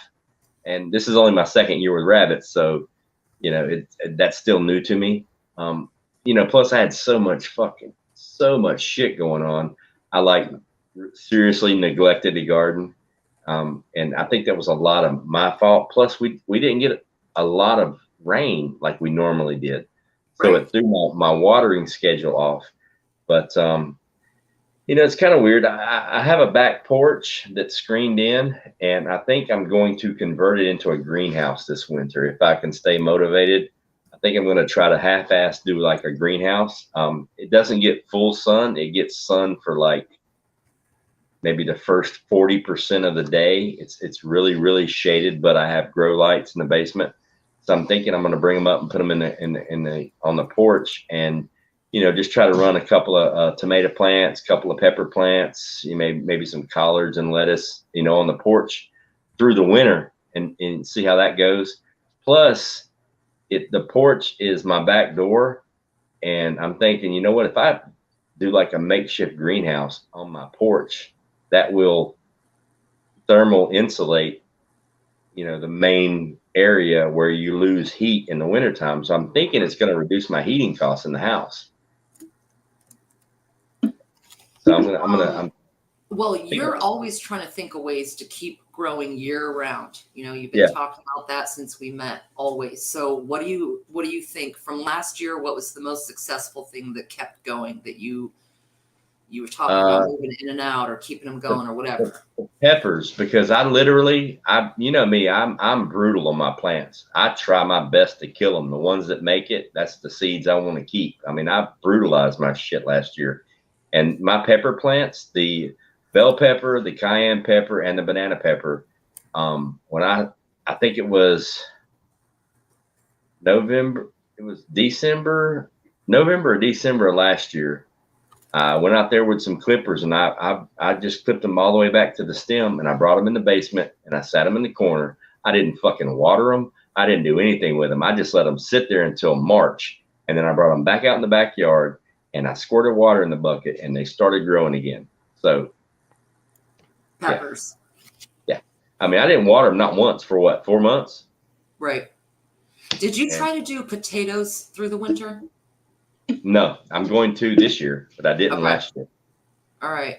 Yeah, I was wondering. We both talked about trying, and neither one of us did. But hey, yeah, this it's what, September now, October. So I'm gonna wait till November, so December, January, because it takes about 2 months for the foliage to just get crazy. So if I start the potatoes January 1st, say I start them New Year's Day, that should give me a good 2 months here where I live that I'll be able to carry them outside if I need to in the heat of the day, even in the winter, to get some good sunlight and at a decent temperature.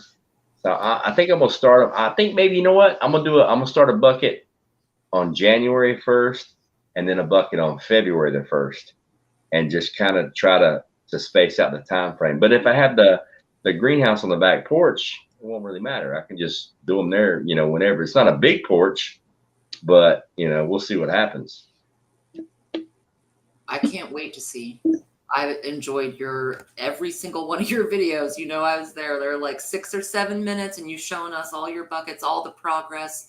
The progress is where it's at, really. Like my next big project is getting my aquaponics back up. I want to get the big IBC totes and get my tilapia back in there. I'm probably gonna do tilapia and catfish, and get them back in there. Insulate the tanks where they'll make it through the winter. I'll probably, maybe build a greenhouse around the tanks so I know I can keep them warm during the winter and get my aquaponics going. Because I tell you what, gardening in soil, it's fun, but doing it with aquaponics with the fish, dude, it's like you get at least 3 times the production with a third of the effort. And you're getting fish, you're getting meat, you're getting vegetables. They grow like insane. It's like, yeah. Complete ecosystem. Do what? Complete ecosystem. Oh, yeah. It's like, I mean, the only input you have to put into it is feeding the fish, and fish food's expensive, but like tilapia, they're omnivores. They fucking eat anything that you put in the fucking tank. So if you hang a bug light above the tank and you're zapping, bugs and they're dropping in the water, that's feeding them. That's a good idea. Well, that's what I did. That's what I did in Florida. I had a bug light over the tank. Zap bugs and they drop in the tank. They're eating the bugs. And then plus another thing I did to save on the food costs was I didn't I just left them in the tank. I let them breed and do whatever they wanted to do. So there were like hundreds of thousands of baby fish that were being born on a regular basis, because a female tilapia, they're mouth breeders. I mean, they can have up to 1,000 babies at a time, like every time. So that's protein. And so the fish were eating a whole bunch of the baby fish, the one that made it to the bottom. I mean, I had PVC pipes and bricks at the bottom so the baby fish could hide until they got big enough to not get eaten. But like I let them free breed, and They literally fed themselves. I know it's not cannibalism. Everybody's like, oh my God, I can't believe you did that. I'm like, what the fuck do you think they do in nature? Right. That's what they do normally. I'm not changing anything. I'm not like cruel. You know, it's what they normally do. Fish Yep. eat other fucking fish. Okay. That's what they do. Eat each other all day. Now, why don't you just feed them with fish food and save the babies? That's not what they do. They eat other fish.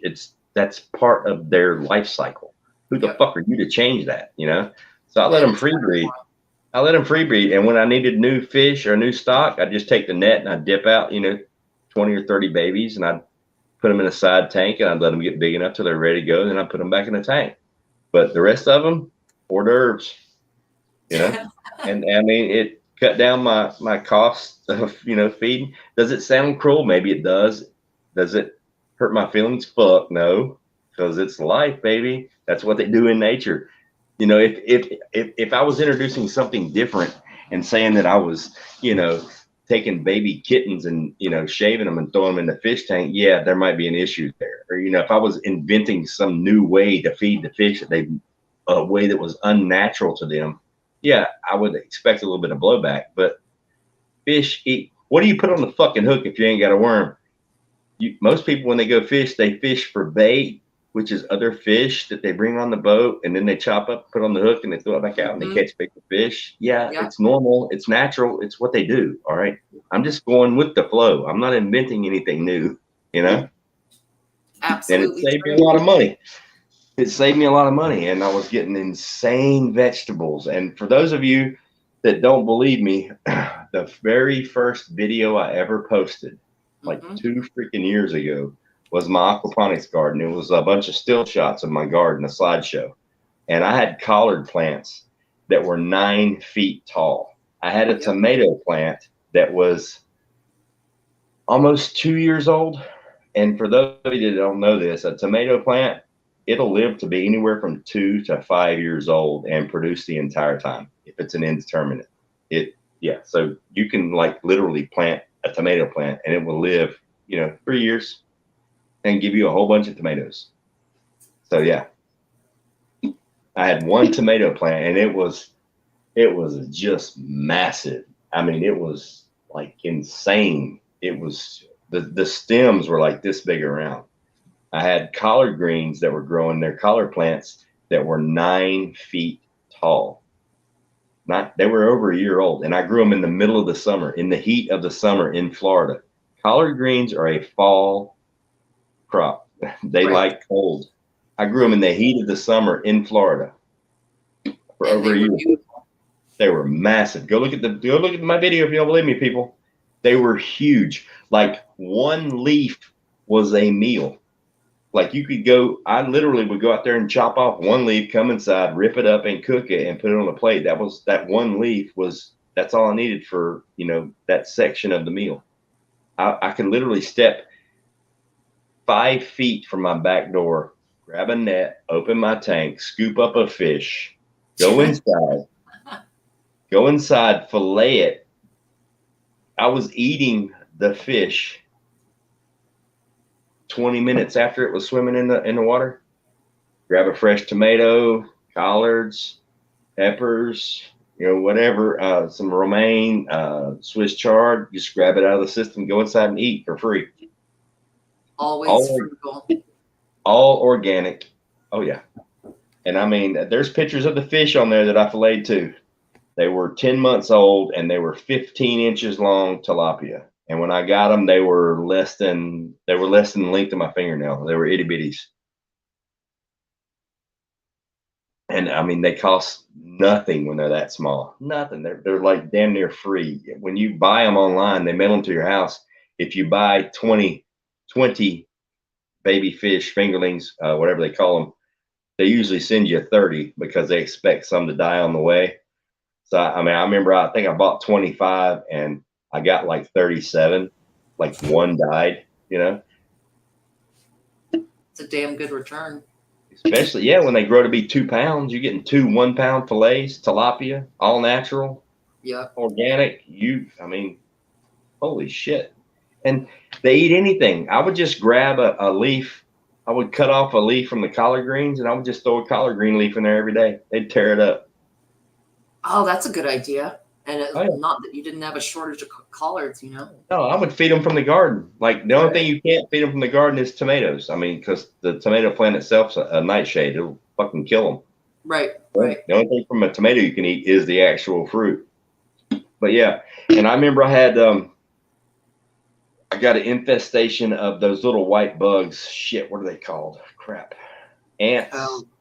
Ants. Horde them. Ants actually. If y'all, here's another crazy trivia thing. You know how us human beings, we raise cattle and we keep them in fences and we move them from pasture to pasture so they can eat and get fat and happy. Ants do the same thing with these little bugs.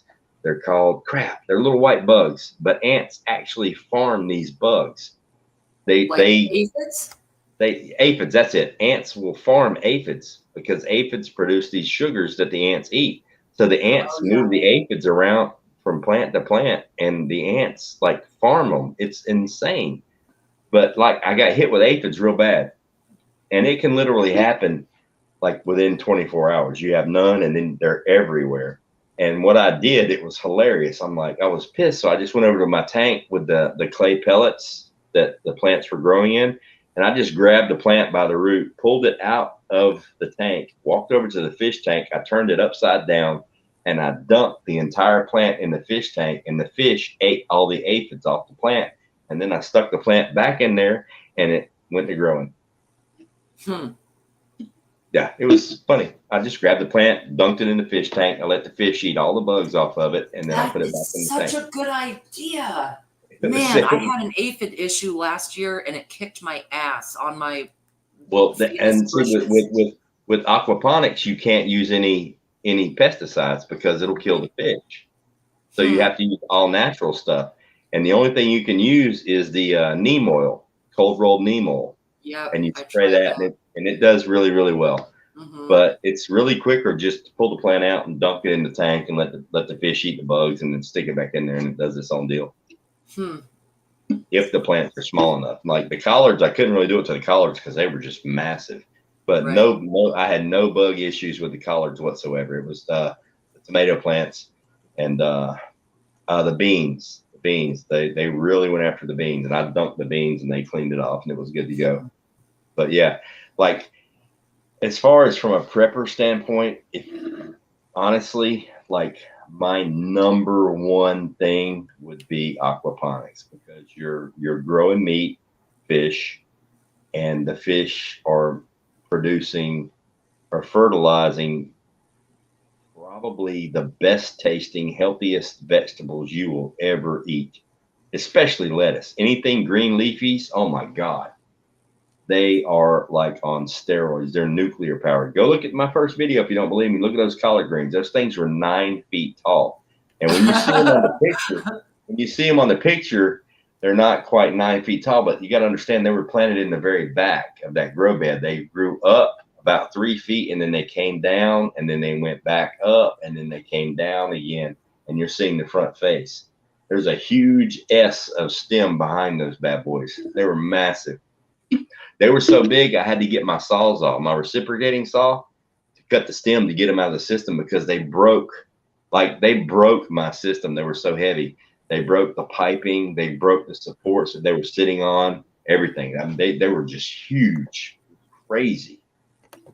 All right. I do have to jump down. I'm putting this note in the back for you, but I'm going to put in your aquaponics video in the chat, and I'll talk to you soon. Cool. And I'll be listening, okay? All right, sweetie. Thank you. I'm probably not going to stay on here too much longer unless somebody wants to come up and keep me company. All right. I'll see you soon. All right. So does anybody else want to come up and keep me company?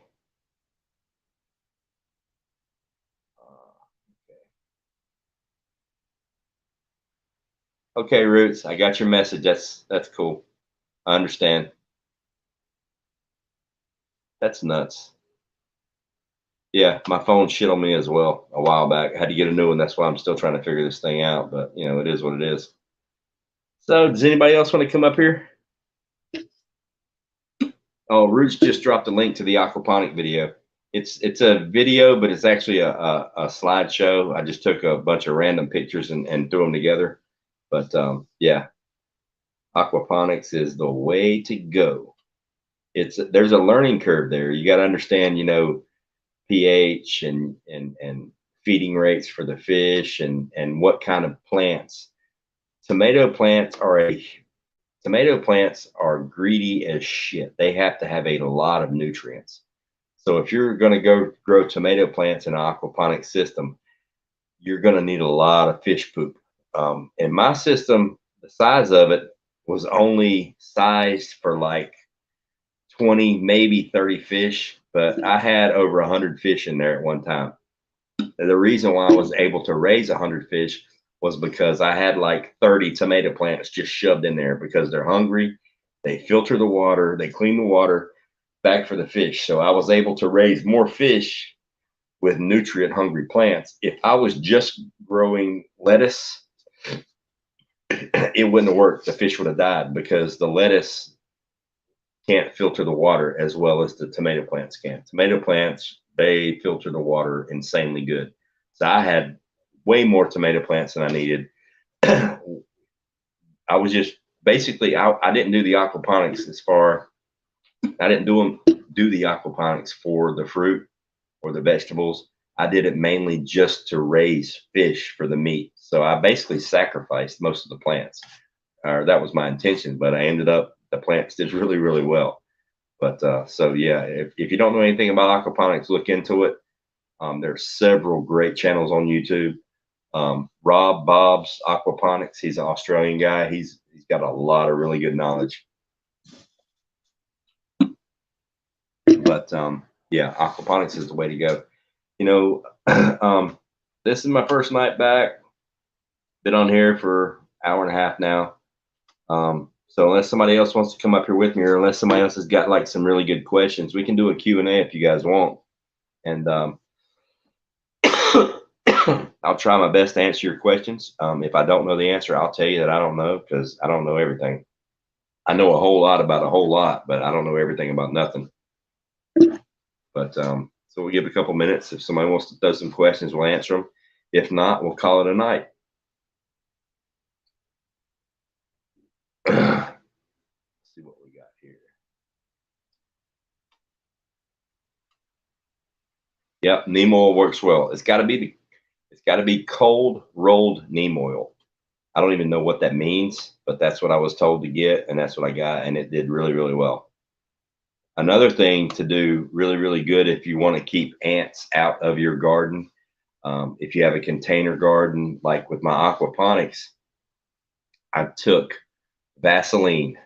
It's the same thing I use on my hummingbird feeder to keep the ants out. You just take Vaseline and you coat any surface that they would have to crawl through to get to the plant or to get to where they want to go, and they'll never touch it. It's as long as you coat it with Vaseline, and you do it once every, couple months, depending on how much water you get, the ants will never get to it. Let's see what we got. Oh, we got a question. Independent Mini says, Ghost, did you ever can tilapia? No, I never canned it because I never had to, because they were like alive on the back porch. So there was really I've never canned any kind of fish or any kind of seafood, to be honest with you. But I do know that you can can them. I have seen videos of people canning fish. I can't remember the name of the channel, but they can salmon a lot. They're in Alaska. I can't remember the name of the channel. I apologize, but there's a couple of good channels up there, but they can fish all the time, because obviously in Alaska, you only have a few months to grow stuff, and you only have a few months to hunt. And they can a bunch of fish. But no, I've never canned tilapia because they were right on the porch and they were like readily accessible, so I never really needed to. But that is a good question. Thank you. Good seeing you too. Thank you, Sherry. It's a big fat baby boy. Oslander, what is going on? Betty, the whole fish, like bones and all, head, tail, everything, just like shove it in there, or did she like? Obviously, I would think they would open the cavity and pull all the guts and everything out. But yeah, that's you should do a video on that. But the thing is, I'm not a huge fish person. I like catfish, I like salmon, and I love tilapia. Um, but not like 2 or 3 times a week. You know what I mean? It's like I'll do fish like, maybe a couple times a month. Um, but yeah, like I like catfish stew, but like the tilapia, I don't know, for some reason tilapia just is delicious. I love tilapia. But I think here in North Carolina, obviously the climate's kind of different. I can do catfish, and I won't have to insulate the tank or anything like that. So I don't. It's kind of like I'm kind of iffy. Like I could do catfish and just do catfish and not have to worry about the water temperature and things like that. Or I could do catfish and tilapia, and I could just every year, right before spring hits, order some baby fingerlings and grow them out really quick in 10 months and harvest all the tilapia, and still have the catfish in the tank because I think they get along pretty well. But I don't know. I don't know. It just depends on how I don't know. I mean, I like tilapia better than catfish, but the catfish are going to thrive here. Tilapia will thrive, 8 to 10 months out of the year here, but I want the system to be able to run, nonstop. I don't want to have to shut it down for 2 months. So I may go full with catfish. We'll see. I don't know. It'll be a learning experience for everybody. Okay. Betty says, yes, sir. She got it, but everything. Oh, wow. That's pretty cool.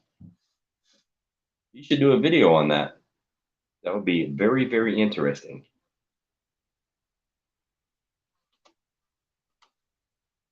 Papa sent us out frogging. Yeah, oh yeah, man. Look, I spent a lot of my youth in Charleston and Summerville, South Carolina, and I have been frog gigging many a night, and I have eaten many a frog leg. Lurking while making dog food. Hello, Dakota.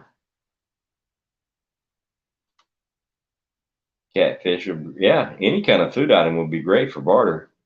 But like the when you're doing aquaponics, you can do it to raise the fish and the plants and get like if you balance the acidity and the food rate and all that good stuff, if you balance it perfect, you'll get like 75% production on the fish, 75% production on the plants. If you do it and you're like, I'm going to just sacrifice the plants for the fish, you'll get like, oh my, an insane amount of fish, like well over 100% of fish production. Or you could sacrifice the fish for the production of the plants, because the acidity level that the plants want is here, and the acidity level that the fish like is down here. So to meet in the middle, they both have to sacrifice. So if you decide to just sacrifice the plants for the fish are going to blow up. If you decide to sacrifice the fish for the plants are going to blow up. So it's like a 50-50 on how you want to do it. I did it both ways. I tried to do 50-50, and I was producing quite a bit of fish and quite a bit of plants. But once I shifted and I said, screw the plants, I'm just going to shove a whole bunch of tomatoes in there, filter as much water as possible, and grow as much fish as I can. I had fish like they were insane, the size of them. And the cool part is you can shift it back and forth, while you're doing it. You can focus on the fish and just grow a bunch of plants, and then you can back off on the plants and grow the fish, and you can, and without shutting the system down. I mean, you can move it around however you want it to be, and it takes a lot of practice, and you're gonna kill some fish, you're gonna kill some plants. It is what it is. But once you figure it out, once you find that happy spot, it's easy. Yep. Great thing about fish is no leftovers. Leftovers, you go in the garden, fertilizer.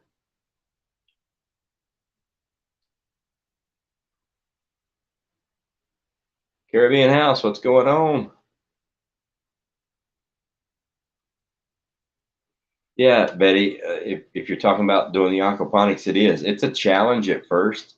Like it's at the beginning, you think it's kind of overwhelming, but watch some videos. Watch Rob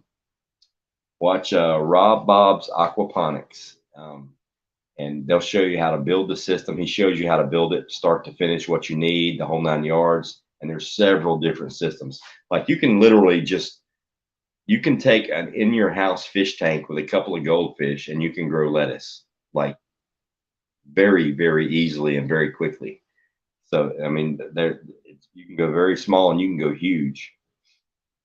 What do we have here? Sister Marie, what's going on? How would you, in shift, how would you sustain the hydroponics? Well, that's the thing about it. Like the pump uses literally no power at all. Like the smallest, I can't remember the size of it, but they actually sell solar powered pumps that work fountains and things like that for like 40, $50. That will run the water pump and the aerator forever. It's dirt cheap, but there are ways to do it even without a pump. There are ways to do it by hand where you just move the water yourself. It's in a shift situation. How would I sustain the hydroponics? As long as you're feeding the fish and the water's moving, you don't have to do anything. Like as long as they're getting nutrition and the water's moving, it pretty much takes care of itself. But like here, I have solar, so I can handle the pump. I can handle it. I mean, honestly, you could take your, it doesn't take much at all. I mean, because all you have to do is turn the water over. If you turn the water over, like the water in the fish tank through the plants and back, that's if you circulate it if you circulate that entire water volume twice a day, you'll be fine. And you could literally do it with a hand pump if you needed to. I mean, if you're in a real shift situation, you could literally do it with a hand pump if you needed to. Auslander, I'm planning to put eels into our dam and maybe some other fish and surface that. Yeah, absolutely. That'll work. Probably what I may do, behind my house, maybe 150 yards from here, I have a huge lake. And what I may do is just go fishing and catch a few fish because those are they're fish from this neighborhood. So I know they can deal with the temperatures and everything else, and just put them in the tank and just start growing some stuff. I don't know. We'll see. It just depends on how fast they get the system built and what's available at the time. But worst case scenario, if shit hits the fan and I can't get fish online, obviously if the system's shut down, I'll just go fishing and grab a couple of fish and throw them in there and get the system going. Let's see, Karen says it was good seeing you again, Ghost. Gonna watch that video tomorrow. I gotta get some sleep. Hopefully we'll see you again soon. Good night, everyone in chat. Good night to you too, Karen.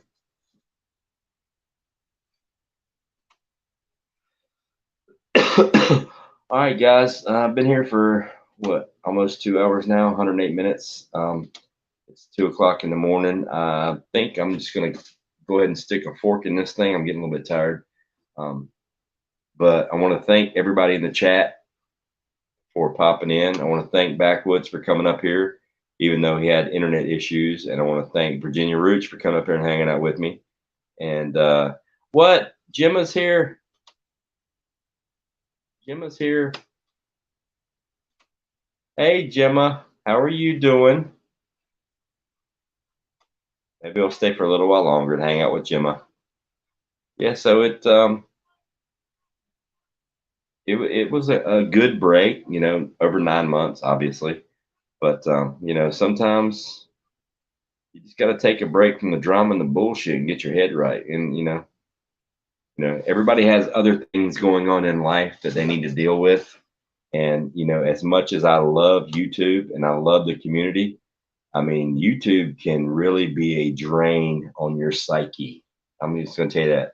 Like, I love hanging out with you guys. I love the community. I love the chat. But day after day after day, and with this culture that has permeated the world to where it's this Me Too stuff, where everybody's a victim and everybody has to share their problems and everybody's out fishing for some sympathy. It just gets to be too fucking much. You know what I mean? I mean, after a while, it just, it can make you go negative on a whole bunch of stuff. So I took a break. It is what it is.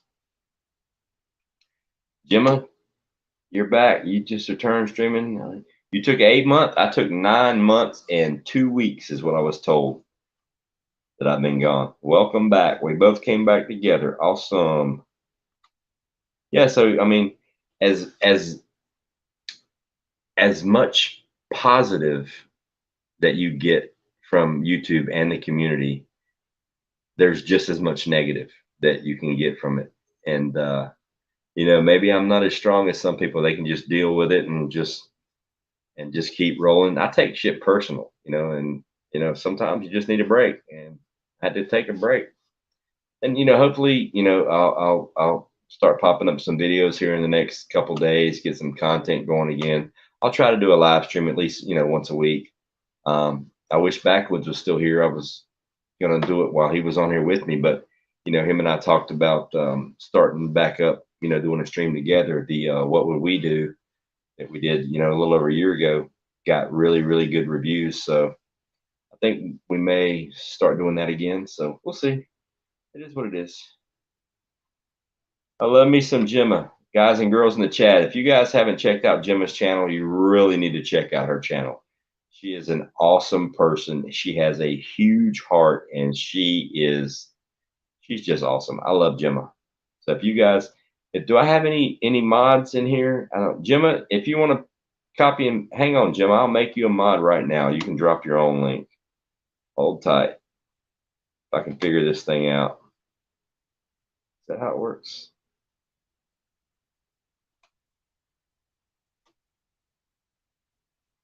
Where is it? There it is. Nope, there it is.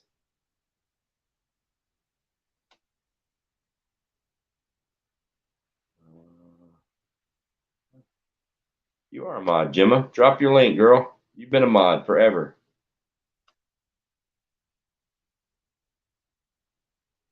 There you go. Roots is still here. She dropped it. Cool. Yeah, I was gonna make you a mod, Jim, and you've been a mod since I think forever. It's been a while. It's been a long time since I've been on here. Please forgive me. But if you guys hadn't checked out Gemma's channel, please do. She's an awesome person. Awesome. She's a sweetheart.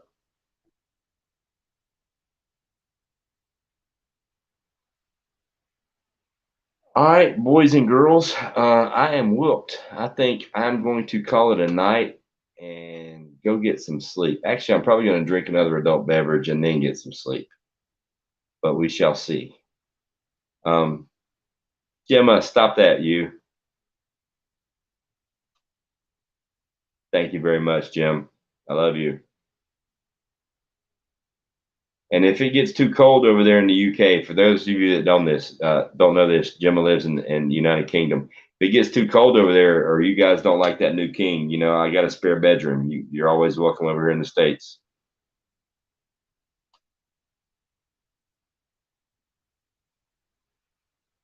Good night, EMT. All right, boys and girls, I think I'm going to stick a fork in it. I'm getting tired, so we are going to call it a night. What? People still coming in? What we got here? Oh, you're welcome, Miss Sharon. Thank you very much. All right, boys and girls, I'm going to call it a night. I will see you guys tomorrow. I may go live. I don't know if I'll go live tomorrow or not, but we'll see. What's Jimmy? I don't like Charles. I've already said. You're not alone, sweetheart. there are several people that are worried about that issue, but it is what it is. All right. I'm out of here, guys. Y'all have a good night. We'll talk to you later. Bye.